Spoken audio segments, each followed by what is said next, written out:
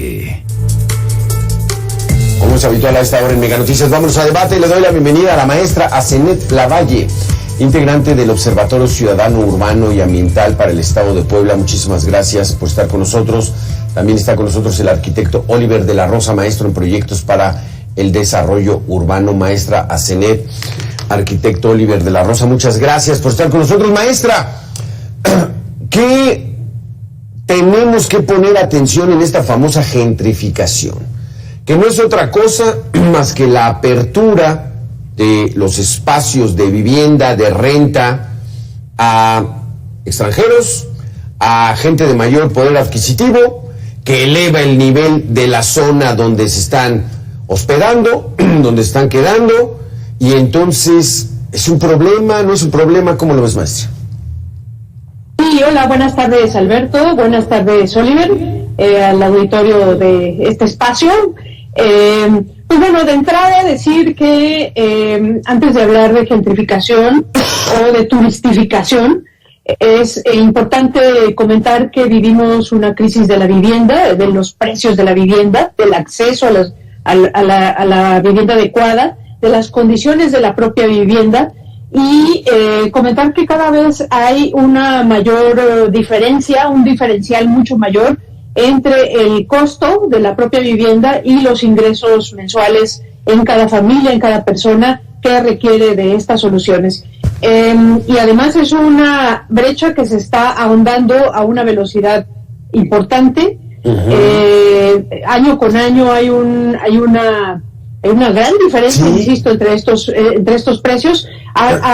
Pondré un ejemplo muy concreto. En 2017 se requerían 37 años de trabajo para acceder a una vivienda adecuada. Al día de hoy, 46 años.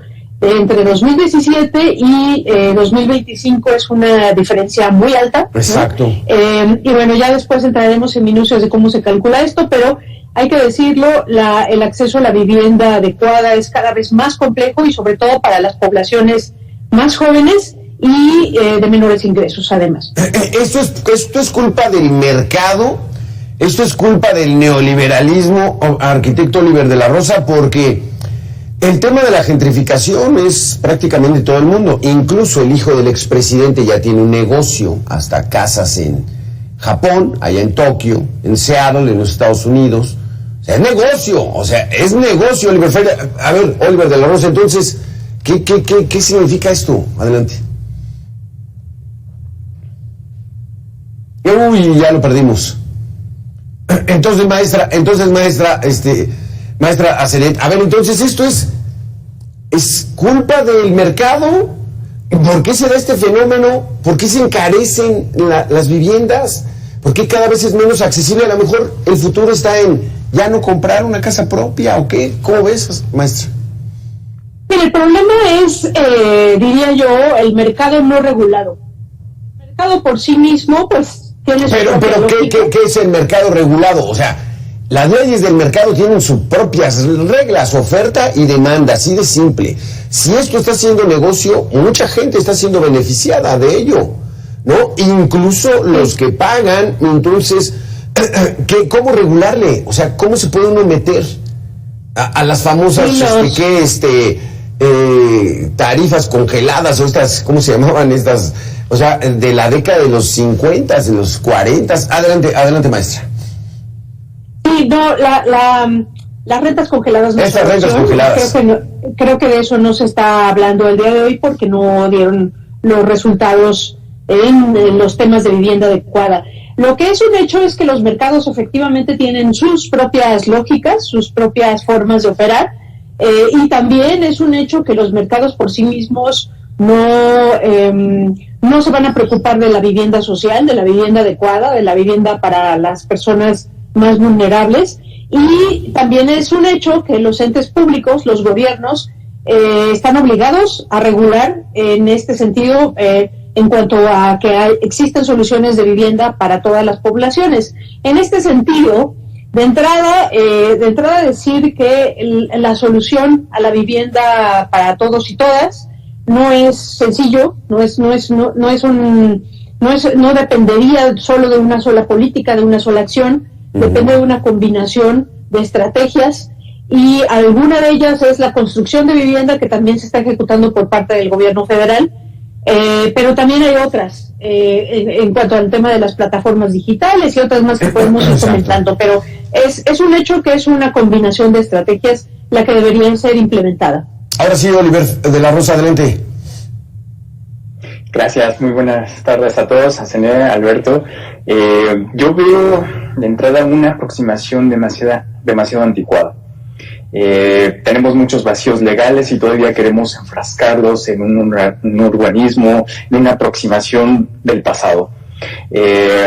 Pues tenemos como los particulares y los privados, arrendatarios y arrendadores, pero no se habla de los anfitriones, de los huéspedes, de cómo estas plataformas han impactado de una manera sustancial en nuestro derecho a la ciudad, pero también a la vivienda. Y por un lado se entiende como la gentrificación, un fenómeno extremadamente peligroso, sin contar también algunos beneficios que ha tomado, ¿no? De hecho, el mismo plan antigentrificación, pero no se habla de un plan de renovación, de revitalización urbana. Si ya tenemos infraestructura, servicios nuevos que han llegado a estas zonas, pues hay que aprovecharlos. No podemos decir, no, se hace a un lado y no. ¿Y cómo podemos mediar esto con las cosas que verdaderamente importan del paisaje urbano, de la vida de barrio, sin desplazar a la gente? Entonces se están llegando a dos opuestos muy, muy fuertes, porque cuando se habla también de los planes, por ejemplo, que se tienen en la Ciudad de México con el Bando 1 antigentrificación, se privilegia, por ejemplo, a los particulares, pero los privados. Entonces, si se quiere hacer una comisión de los arrendatarios, pero no tomas en cuenta a los arrendadores, a los huéspedes, a lo que estoy diciendo, los anfitriones, pues no vamos a llegar al lado. Entonces yo veo una visión demasiado anticuada, me parece incluso arcaica, porque las personas que hacen esto lo hacen de bomberazo, ¿no? Se manifiestan en julio y a la semana ya... O sea, ¿quién tiene una visión arcaica? Los vacíos legales. ¿Quién tiene una visión arcaica? ¿Los manifestantes, los que están protestando? No. Las personas que buscan la solución, que en este caso es la cuestión gubernamental, porque en sus leyes no hablan de estos términos. ¿Cómo ves esto, maestra Zenet? O sea, es un problema complicado, pero pues es que sí hay que adecuarse a los nuevos tiempos. Sí, claramente hay un hartazgo, un malestar por parte de muchas personas que la tienen cada vez más difícil, sobre todo, y como digo, la población joven, las personas jóvenes, les es cada vez más difícil rentar o comprar, cuando es mucho más difícil comprar una vivienda, y hay que entender que este malestar es genuino, ¿no? En cuanto a los temas de desplazamiento de poblaciones en ciertas centralidades de las ciudades. Yo no hablo solo de la Ciudad de México, porque es un fenómeno que está existiendo en todo el país, especialmente en las capitales de los estados y en las ciudades turísticas, en los puertos, en las playas, en las ciudades que tienen que ver con mucha llegada de turismo. En el país es un fenómeno, no solo en la Ciudad de México, importante de desplazamiento, y que, como bien dices, Alberto, deberá atenderse de forma compleja. Es una resolución no única, ¿no?, sino una combinación de cosas, como ya decía yo antes. Entonces, lo cierto es que efectivamente hay un derecho de quien está rentando a través de las plataformas digitales, que no solo es Airbnb, hay otras, y que se verá además muy agravado ahora por cuando se reciba el Mundial de Fútbol en fechas próximas, en meses próximos, y que esto hará muy probablemente que se desplacen a más poblaciones.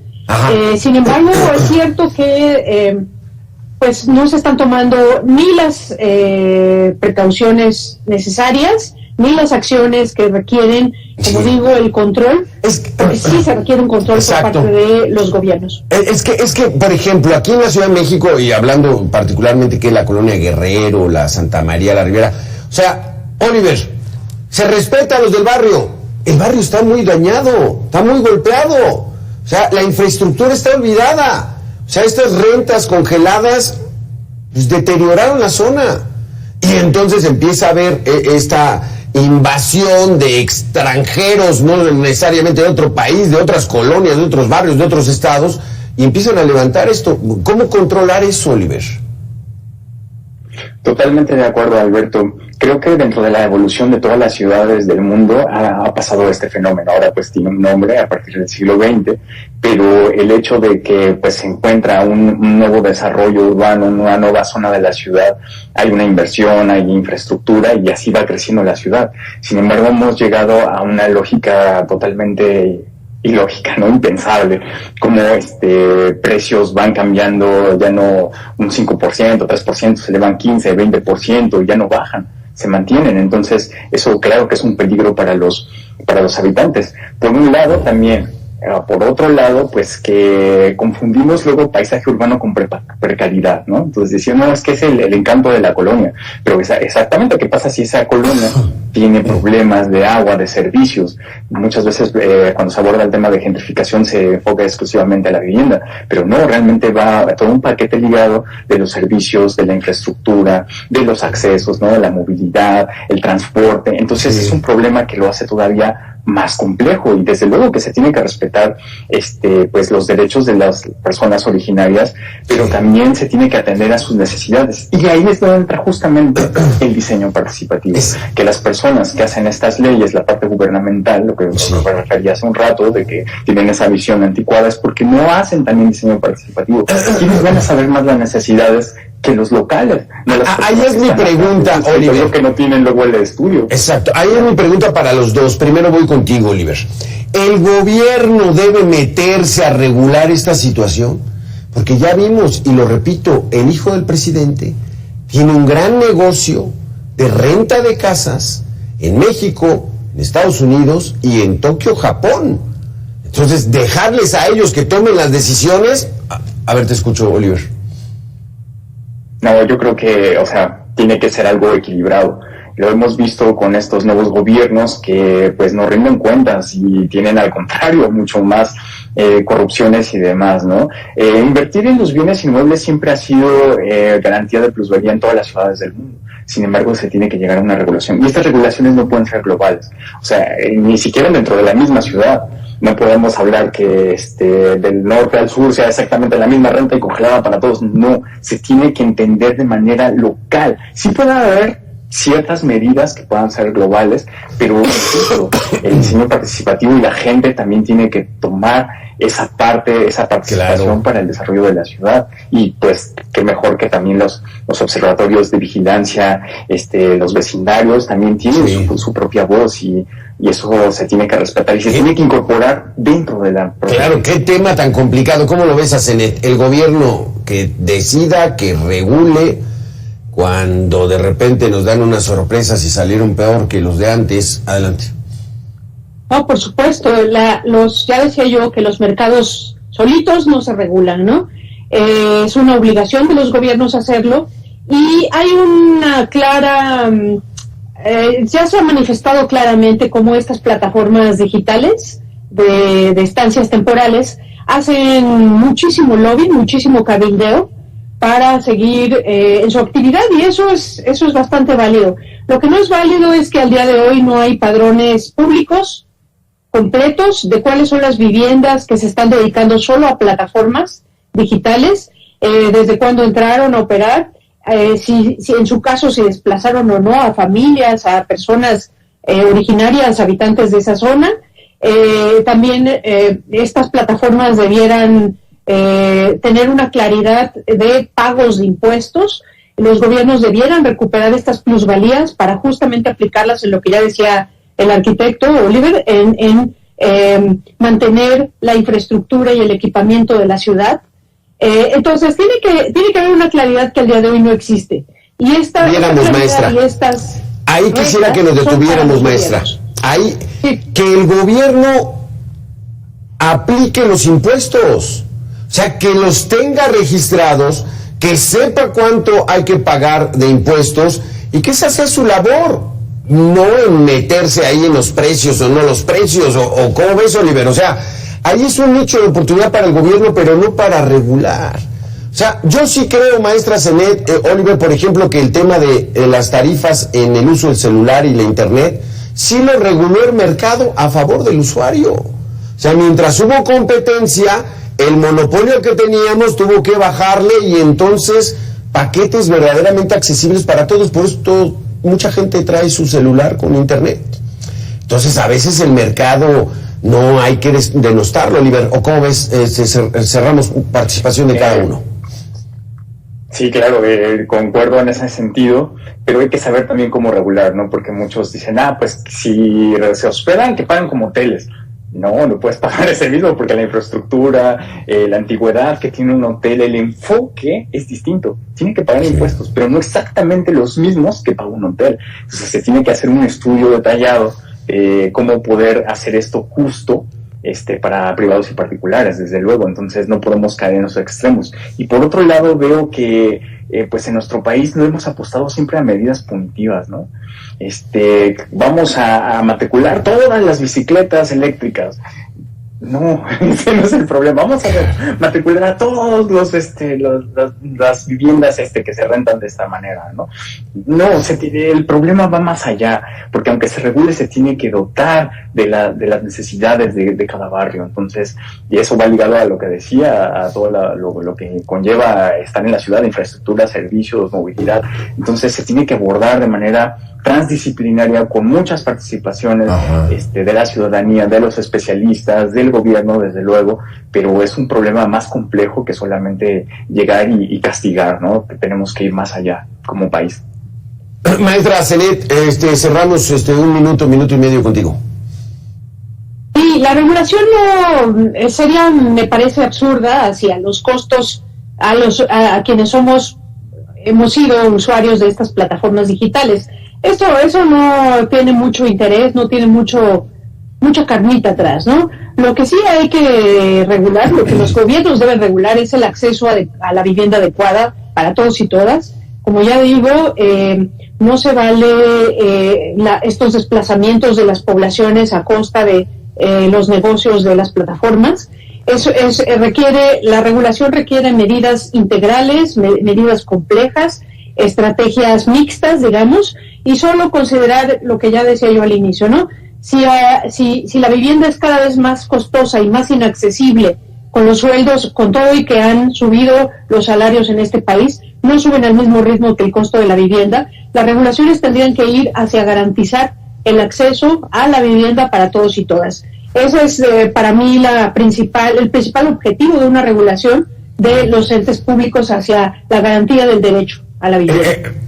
Estoy de acuerdo. Yo ahí donde el gobierno debería hacer es traer inversiones, generar mejores empleos, que haya dinero, que haya crecimiento económico. O sea, un 4 no favorece nada, por más que tengas las mayores medidas para que haya vivienda para todos. En fin, es un tema súper complicado. Maestra Zenet, arquitecto Oliver de la Rosa, muchísimas gracias por haber estado con nosotros. Muy interesantes sus conceptos aquí en A Debate. Gracias a los dos. Hasta aquí este espacio de información. Muchísimas gracias por haber estado con nosotros. Continúe en la programación de Mega Noticias. Soy su servidor Alberto García Castillo. Muchas gracias.